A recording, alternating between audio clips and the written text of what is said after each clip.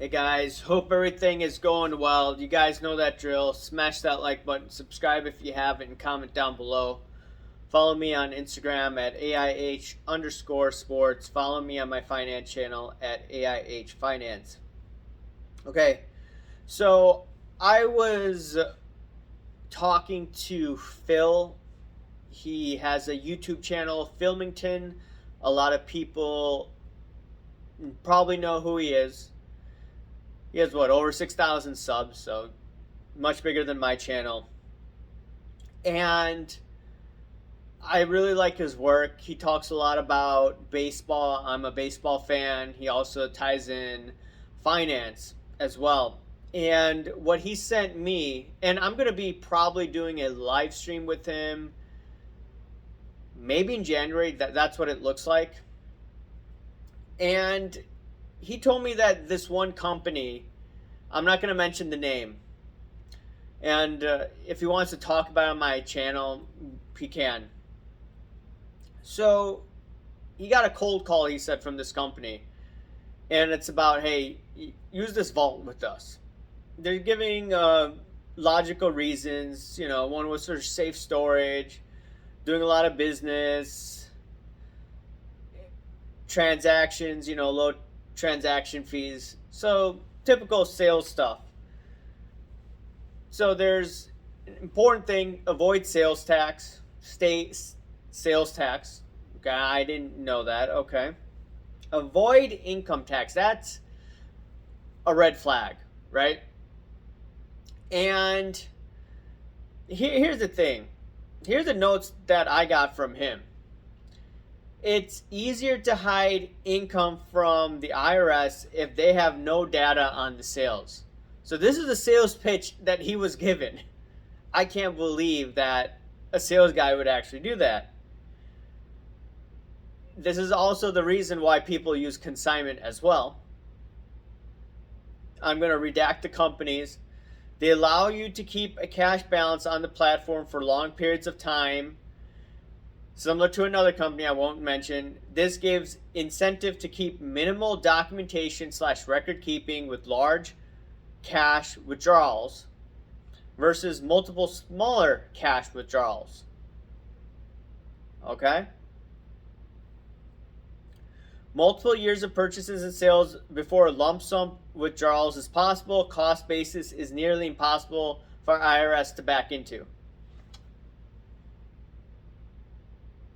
All right.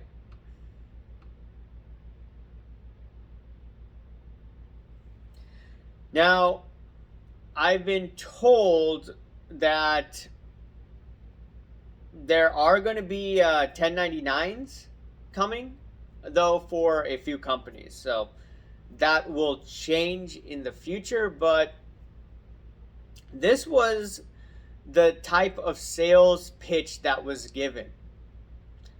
That's pretty crazy that someone would actually make a sales pitch like that.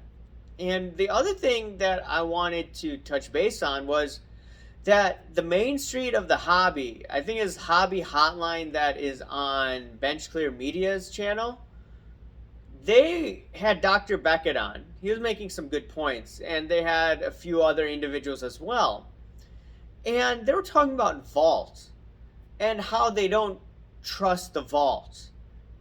And that reminds me of things I was saying in 2021. Now, I'm just wondering, why are people scrutinizing vaults even more? Is it because now people are becoming more objective as the prices have gone down and they can't hype the market like they used to?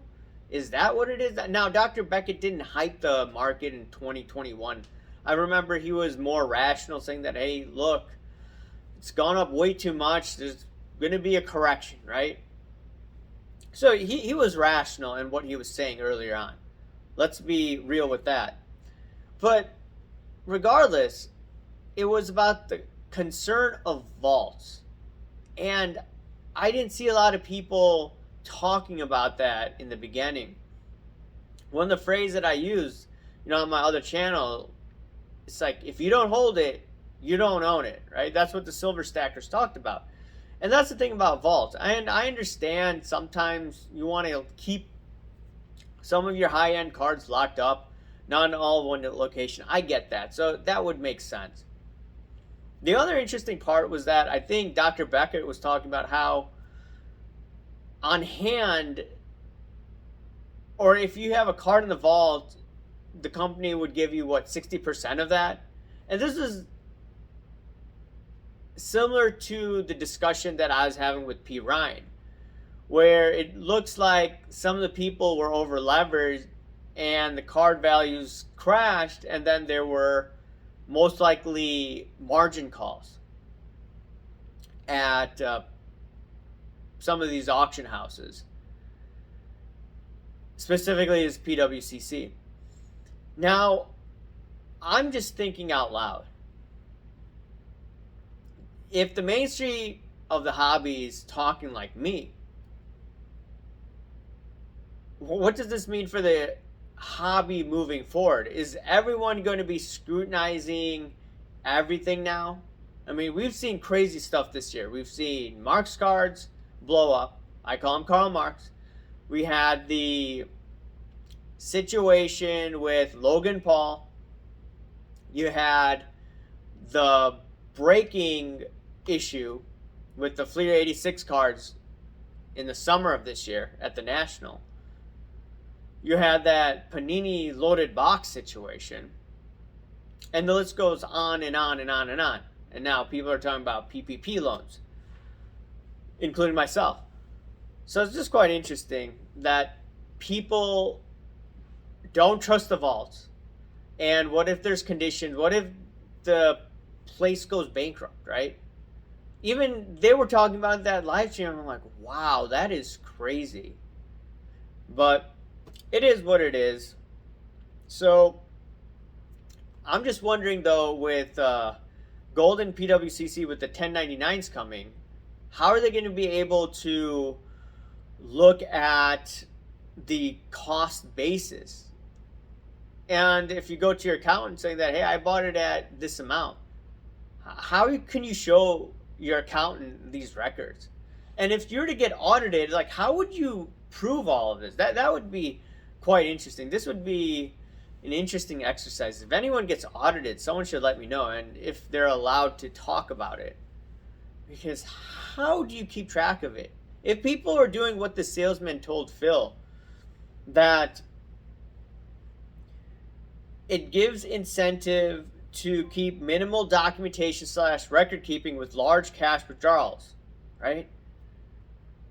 So multiple years of purchases and sales before lump sum withdrawal is possible. Cost basis is nearly impossible for IRS to back into. So it is what it is. It's a hanky panky. Now it looks like 1099s are coming based on what Phil's notes gave me. But anyways, guys, let me know what you think. Remember to smash that like button, subscribe if you haven't, comment down below, guys. Thank you. Bye.